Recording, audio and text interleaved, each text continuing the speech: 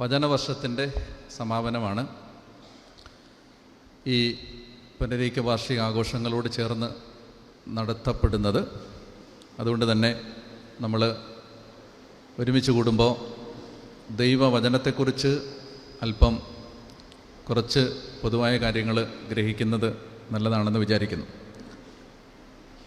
Bible ലോക ചരിത്രത്തിൽ എഴുതപ്പെട്ട ഗ്രന്ഥങ്ങളിൽ അമൂല്യമായ വ്യത്യസ്തമായ ലോക ചരിത്രത്തെ സ്വാധീനിച്ച, മനുഷ്യജീവിതത്തെ കീഴ്മേൽ മറിച്ച മഹത്തായ ഗ്രന്ഥങ്ങളിൽ ഒന്ന് എന്നതിലധികമായി ഏറ്റവും മഹത്തായ ഉത്തമമായ ഗ്രന്ഥമാണ്. മാനവകുലത്തിന് മൊത്തമായി നൽകപ്പെട്ട ദൈവാനുഗ്രഹങ്ങളിൽ ഏറ്റവും പ്രധാനപ്പെട്ടതെന്ന് മനസ്സിലാക്കാൻ കഴിയുന്ന ഒരു വിശിഷ്ടമായ സമ്മാനമാണ് ബൈബിൾ. 73 പുസ്തകങ്ങൾ തുന്നിക്കെട്ടി ഒരു ഗ്രന്ഥമാക്കി മൂന്നാമതൊരാളുടെ കയ്യിലേക്ക്, ബൈബിളിൻ്റെ ചരിത്രമോ പശ്ചാത്തലമോ മനസ്സിലാക്കാത്ത ഒരാളുടെ കയ്യിലേക്ക് തികച്ചും വ്യത്യസ്തങ്ങളായ 73 പുസ്തകങ്ങൾ ഒരു ഗ്രന്ഥമായി തുന്നിക്കെട്ടി കൈമാറുമ്പോൾ ഒരു നിഷ്പക്ഷ വായനക്കാരൻ ബൈബിൾ ആദ്യന്തം കവർ ടു കവർ വായിച്ചതിന് ശേഷം സംശയലേശമന്യേ പറയും, ഇത് 73 വ്യത്യസ്ത ഗ്രന്ഥങ്ങളല്ല, ഒരു പുസ്തകമാണ്. 45 എഴുത്തുകാർ, 73 പുസ്തകങ്ങൾ, 3 ഭൂഖണ്ഡങ്ങളിലിരുന്ന് എഴുതിയത്. എഴുത്തുകാരുടെ കൂട്ടത്തിൽ രാജാവുണ്ട്, മന്ത്രിയുണ്ട്, നിയമപാലകരുണ്ട്, ന്യായാധിപന്മാരുണ്ട്, ആട്ടിടയന്മാരുണ്ട്, മുക്കുവന്മാരുണ്ട്, ചുങ്കക്കാരുണ്ട്, നിയമജ്ഞരുണ്ട്, അധ്യാപകനുണ്ട്, ഡോക്ടറുണ്ട്. ഇങ്ങനെ വ്യത്യസ്തങ്ങളായ തൊഴിൽ മേഖലകളിൽ ജീവിതത്തെ കണ്ടെത്തിയ മനുഷ്യർ 1500 വർഷങ്ങളുടെ കാലപരിധിക്കുള്ളിൽ നിന്നെഴുതിയ 73 ഗ്രന്ഥങ്ങൾ, 45ഓളം എഴുത്തുകാർ. ഉൽപ്പത്തി മുതൽ വെളിപാട് വരെയുള്ള ഈ 73 പുസ്തകങ്ങളെ വ്യത്യസ്തങ്ങളായ 73 ഗ്രന്ഥങ്ങളായി കാണാൻ കഴിയില്ല എന്നുള്ളതാണ് ബൈബിളിന് പറയാൻ കഴിയുന്ന ഏറ്റവും അനന്യമായ, അമൂല്യമായ, യുണീക്കായ അതിൻ്റെ സവിശേഷത. 3 ഭാഷകളിലാണ് ഇത് എഴുതപ്പെട്ടത്. ഹെബ്രായ, അരമായ, ഗ്രീക്ക് ഭാഷകളിൽ എഴുതപ്പെട്ട മൂലഗ്രന്ഥങ്ങൾ. ലോകത്തിൽ 3600-ലധികം ഭാഷകളിലേക്ക് തർജ്ജമ ചെയ്യപ്പെട്ട ലോകത്തിലെ ഏക ഗ്രന്ഥം. ആദ്യമായി അച്ചടിക്കപ്പെട്ട ഗ്രന്ഥങ്ങളിൽ ഒന്ന്. അതുപോലെ തന്നെ ലോകത്ത് ഏറ്റവും കൂടുതൽ പ്രാദേശിക ഭാഷകളിലേക്ക് തർജ്ജമ ചെയ്യപ്പെട്ട പുസ്തകം. അതുപോലെ തന്നെ ലോകത്തിന്നും മാറ്റമില്ലാതെ ഏറ്റവും കൂടുതൽ വിപണിയിൽ വിറ്റഴിക്കപ്പെടുകയും പ്രചരിപ്പിക്കപ്പെടുകയും ചെയ്യുന്ന ഗ്രന്ഥം. മൊഴിമാറ്റം ചെയ്യപ്പെട്ട കാര്യത്തിലും കൈമാറ്റം ചെയ്യപ്പെട്ട കാര്യത്തിലും കാലം കാത്തുവച്ച മറ്റൊരു പുസ്തകത്തിനും അവകാശപ്പെടാൻ കഴിയാത്ത അനന്യമായ ഒരവകാശവാദം ബൈബിളിൻ്റേത് മാത്രമാണ്. ഇങ്ങനെ ബൈബിൾ അനന്യമായി തുടരുമ്പോഴും അതെഴുതപ്പെട്ട ആദ്യ നൂറ്റാണ്ട് മുതൽ ഇന്നോളം ബാൻ ചെയ്യാനും ബേൺ ചെയ്യാനും ബുള്ളി ചെയ്യാനും ഈ ഗ്രന്ഥത്തെ നാമാവശേഷമാക്കാനും ഒരുക്കപ്പെട്ട ശ്രമങ്ങൾക്ക് ചരിത്രത്തിൽ കണക്കില്ലാത്ത വിധം അസംഖ്യമാണ്. അനേകായിരം പുരാതന മാനുസ്ക്രിപ്റ്റുകളുടെ അകമ്പടിയുണ്ട് ബൈബിളിന്. ഞാൻ വായിച്ചപ്പോൾ ബൈബിളിൻ്റെ മൂല മാനുസ്ക്രിപ്റ്റുകൾ ഏതാണ്ട് പുതിയ നിയമത്തിന് തന്നെ 25,000-ലധികം മാനുസ്ക്രിപ്റ്റുകൾ ബൈബിളിൻ്റേത് മാത്രമുണ്ട്.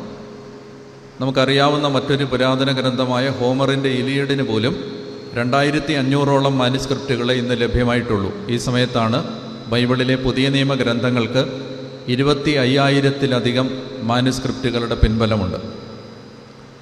ഇങ്ങനെ പല രീതിയിൽ ഒന്നാം സ്ഥാനം അവകാശപ്പെടുന്ന ഈ ബൈബിൾ കാലത്തെയും ജീവിതത്തെയും മാറ്റിമറിച്ചതിൻ്റെ കഥകളും കണക്കുകളും നമുക്ക് ലഭ്യമാണ്.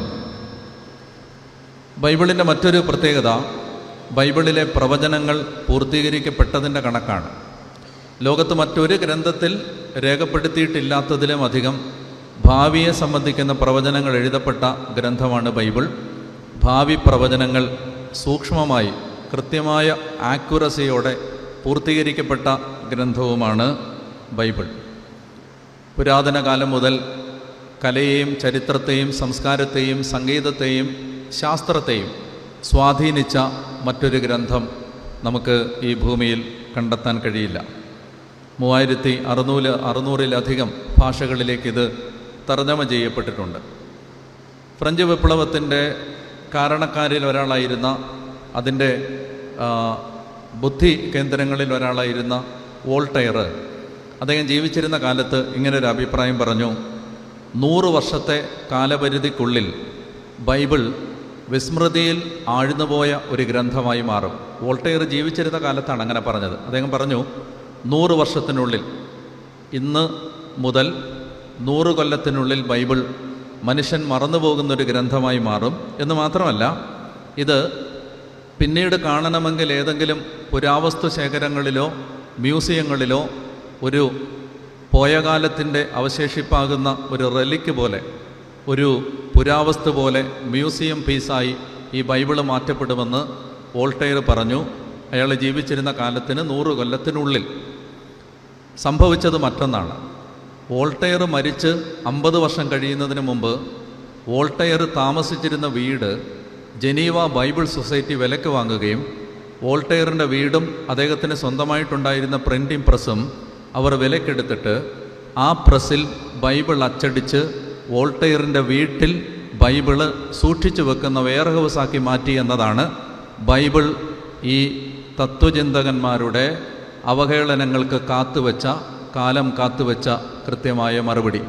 വോൾട്ടയർ മരിച്ച് 50 കൊല്ലം കഴിയും മുമ്പ് വോൾട്ടയറിൻ്റെ വീടും ഗ്രന്ഥപ്പുരകളും പ്രിൻറ്റിംഗ് പ്രസ്സും ജനീവ ബൈബിൾ സൊസൈറ്റിയുടെ ബൈബിൾ അച്ചടിച്ച് വിതരണം ചെയ്യുന്ന പ്രിൻറ്റിംഗ് പ്രസ്സും വെയർ ഹൗസുമായി മാറി എന്നത് ചരിത്രത്തിലെ കൗതുകകരമായ യാഥാർത്ഥ്യങ്ങളിലൊന്നാണ്. ജീവിതങ്ങളെ മാറ്റിമറിച്ച ബൈബിളിൻ്റെ ചരിത്രത്തെക്കുറിച്ച് അനേകം കോരിത്തരിപ്പിക്കുന്ന വിവരണങ്ങൾ ലഭ്യമാണ്. ഞാൻ 1-2 കാര്യങ്ങൾ നിങ്ങളുടെ ശ്രദ്ധയിലേക്ക് കൊണ്ടുവരികയാണ്. അമേരിക്കയിലെ ലൂഷിയാനയിലെ ഏറ്റവും കുപ്രസിദ്ധമായ ജയിലുകളിലൊന്നാണ് അങ്കോള ജയിൽ. ലൂഷിയാന സ്റ്റേറ്റിലെ the most infamous prison not only in America but all over the world എന്ന് എല്ലാ കാലത്തും മനുഷ്യർ ഒരേപോലെ സമ്മതിച്ച കിരാതമായ, വയലൻ്റായ, അക്രമവാസനയും കുറ്റകൃത്യങ്ങളും ആവോളം ചെയ്യാൻ മടിയില്ലാത്ത, അത്രയും അധമവാസന കൊണ്ട് നിറഞ്ഞ കുറ്റവാളികളെ കൊണ്ട് നിറഞ്ഞ അങ്കോള ജയിലിൽ ഒരിക്കൽ 1995 ബേൾ കെയ്ൻ എന്നു പേരുള്ള ഒരു മനുഷ്യൻ ജയിൽ വാർഡനായിട്ടെത്തി. ലൂഷ്യാനയിലെ അങ്കോള ജയിലിൻ്റെ ചരിത്രത്തിലെ ഏറ്റവും കൂടുതൽ കാലം ജയിൽ വാർഡനായിരുന്ന ആളാണ് ഈ ബേൾ കെയ്ൻ. അദ്ദേഹം 2016 വരെ അങ്കോള ജയിലിൻ്റെ വാർഡനായിരുന്നു. അദ്ദേഹത്തെ പിന്നീട് കാലം വിളിച്ചത് ബൈബിൾ വാർഡൻ എന്നാണ്. കാരണം അദ്ദേഹത്തിന് ബൈബിളിനോട് അസാധാരണമായ ഒരു സ്നേഹമുണ്ടായിരുന്നു. അദ്ദേഹം വന്ന് ചാർജ് എടുത്ത ദിവസം ഒരു കുറ്റവാളിയെ ഒരു ഇലക്ട്രിക് ചെയറിലിരുത്തി നിമിഷ നേരം കൊണ്ട് കത്തിച്ച് ചാമ്പലാക്കുന്ന ഒരു വധശിക്ഷ നടപ്പിലാക്കാനുണ്ടായിരുന്നു. ആ വധശിക്ഷ നടപ്പിലാക്കുന്നത് കാണാൻ വേണ്ടി ഈ കുറ്റവാളി ഒരിക്കൽ ഒരു റെസ്റ്റോറൻറ്റിലേക്ക് അതിക്രമിച്ച് കയറി ഭാര്യയുടെയും ഭർത്താവിൻ്റെയും, അവിടെ അതിൻ്റെ ഉടമസ്ഥരായിരുന്ന ഭാര്യ ഭർത്താക്കന്മാരുടെ കഴുത്തിലേക്ക് തോക്ക് ചൂണ്ടിയിട്ട് പോയിന്റ് ബ്ലാങ്കിൽ അവരെ നിർത്തി പണം ആവശ്യപ്പെടുകയും പണം കൊടുക്കാൻ വിസമ്മതിച്ച ദമ്പതികളെ അവിടെ വെച്ച് തന്നെ വെടിവെച്ച് കൊല്ലുകയും ചെയ്ത കുറ്റവാളിയാണ് അന്ന് ബേൾ കെയ്ൻ ചാർജ് എടുത്ത ദിവസം ഈ ജയിലിൽ വെച്ച് അവർ വധശിക്ഷ നടപ്പിലാക്കി ഇല്ലാതാക്കിയത്. അങ്ങനെ നിമിഷാർദ്ധ നേരം കൊണ്ടൊരു പ്രാണൻ ഇലക്ട്രിക് ചെയിലിൽ ഒരുപിടി ചാരമായി കരിഞ്ഞു വീഴുന്നത് കണ്ടു നിന്ന സമയത്ത് ഈ മനുഷ്യൻ, ഈ ബേൾ കെയ്ൻ എന്ന് പറയുന്ന ബൈബിൾ വാർഡൻ എന്ന് പിന്നീട് അറിയപ്പെട്ട ഈ മനുഷ്യൻ ഇങ്ങനെ ചിന്തിച്ചു: ഇങ്ങനെ കുറ്റകൃത്യങ്ങൾ കൊണ്ട് ഈ ലോകത്ത് ചെയ്തു കൂട്ടിയ പാപഭാരങ്ങളുടെ കണക്ക്, പാപഭാരങ്ങളുടെ ആ ബാഗേജ്, അത് തലയിലെടുത്ത് വെച്ച് ശിഷ്ടകാലം കുറ്റബോധത്തിലും നിരാശയിലും ജീവിക്കേണ്ടി വരുന്ന തടവ് പുള്ളികളുടെ ജീവിതത്തിൽ മാറ്റം വരുത്താൻ ഉതകുന്ന നന്മയുടെ പ്രകാശകിരണങ്ങൾ എന്തെങ്കിലും ഒന്ന് കാത്തുവെക്കാനും അവശേഷിപ്പിക്കാനും കാണിച്ചു കൊടുക്കാനും കഴിഞ്ഞാൽ നഷ്ടപ്പെട്ടു പോകുന്ന ഓരോ ആത്മാവിനെയും നരകത്തിൻ്റെ കരകാണ ആ ആഴത്തിലേക്ക് വലിച്ചെറിയുന്നതിന് പകരം അവർക്ക് ആത്മരക്ഷ കൊടുക്കാൻ കഴിയില്ലേ എന്നൊരു ചോദ്യം മനസ്സിൽ വേട്ടയാടുന്ന ആ ഭാരവുമായിട്ടാണ് അയാൾ വീട്ടിലേക്ക് വണ്ടി ഓടിച്ചു പോയത്. അന്ന് രാത്രിയിൽ അയാൾ ഓർലോൺസ് ബാപ്റ്റിസ്റ്റ് തിയോളജിക്കൽ സെമിനാരി എന്ന് പറയുന്ന ഒരു ബൈബിൾ കോളേജുമായി ബന്ധപ്പെട്ടു. അയാൾ ആ ബൈബിൾ കോളേജിലെ ആളുകളോട് ഇങ്ങനെ ആവശ്യപ്പെട്ടു, നിങ്ങൾക്ക് അങ്കോള ജയിലിൽ വന്ന് തടവ് പുള്ളികളെ ബൈബിൾ പഠിപ്പിക്കാമോ? അന്ന് 1995 അദ്ദേഹം അങ്ങനെ ഒരു കാര്യം ആവശ്യപ്പെടുമ്പോൾ അത് ആ കാലത്തിന് പരിചയമല്ലാത്ത സങ്കല്പങ്ങളിലൊന്നായിരുന്നു. അങ്ങനെ അങ്കോള ജയിലിലേക്ക് ഈ ബൈബിൾ കോളേജിൽ നിന്ന് ആളുകൾ വചനം പഠിപ്പിക്കാൻ, ബൈബിൾ പഠിപ്പിക്കാൻ എത്താൻ തുടങ്ങി. അങ്ങനെ മിഷണറിമാർ, സുവിശേഷകർ അങ്കോള ജയിലിലെത്തി അങ്കോള ജയിലിലെ തടവുകാരെ ബൈബിൾ പഠിപ്പിക്കാൻ തുടങ്ങി. അക്കാലത്ത് അങ്കോള ജയിലിനെക്കുറിച്ച് അമേരിക്കയിൽ ആകമാനം പറഞ്ഞു കേട്ടിരുന്ന, പഴമൊഴി പോലെ പറയപ്പെട്ടിരുന്ന ഒരു പരന്ന വാചകം എങ്ങനെയായിരുന്നു? അങ്കോള ജയിലിലേക്ക് ആരെയെങ്കിലും സന്ദർശിക്കാൻ ഒരാൾ എത്തുകയാണെങ്കിൽ അയാൾ ആ ജയിലിൻ്റെ പടി കടക്കും മുമ്പ് ജയിൽ വാർഡൻ അയാൾക്കൊരു പേനാക്കത്തി സമ്മാനിക്കും. സ്വയരക്ഷയ്ക്ക് വേണ്ടിയാണത്. അതായത് ഏത് സമയത്തും കുറ്റവാളികളുടെ ആക്രമണം ഉണ്ടാകാൻ സാധ്യതയുള്ള ജയിലായതുകൊണ്ട് അങ്ങനെ ആത്മരക്ഷയ്ക്ക് ആയുധങ്ങൾ കൊടുത്തിട്ടാണ് അവരെ സന്ദർശകരെ കാണാൻ വേണ്ടി അകത്തേക്ക് കടത്തിയിരുന്നത്. അപ്പോൾ എല്ലാ അർത്ഥത്തിലും കുറ്റകൃത്യങ്ങൾ പതിയിരുന്ന ഈ ജയിലിൻ്റെ ഇടനാഴികളിലേക്ക് വേദപുസ്തകവും കയ്യിലേന്തിയ മിഷണറിമാർ വന്നു കയറി. അവരങ്കോള ജയിലിൽ വചനം പഠിപ്പിക്കാൻ തുടങ്ങി. അങ്ങനെ കുറച്ചു കാലം കഴിയുമ്പോൾ അങ്കോള ജയിലിൽ അനേകം ആളുകൾ, കുറ്റവാളികൾ, ക്രിമിനലുകൾ ബൈബിൾ പഠിച്ച ദൈവമനുഷ്യരായി മാറുകയും മാനസാന്തരപ്പെടുകയും അവർ അമേരിക്കയിലെ മറ്റ് ജയിലുകളിലേക്ക്, അങ്കോള ജയിലിൽ ഒരു കാലത്ത് തടവ് ശിക്ഷയ്ക്ക് അല്ലെങ്കിൽ മരണശിക്ഷയ്ക്ക് വിധിക്കപ്പെട്ട്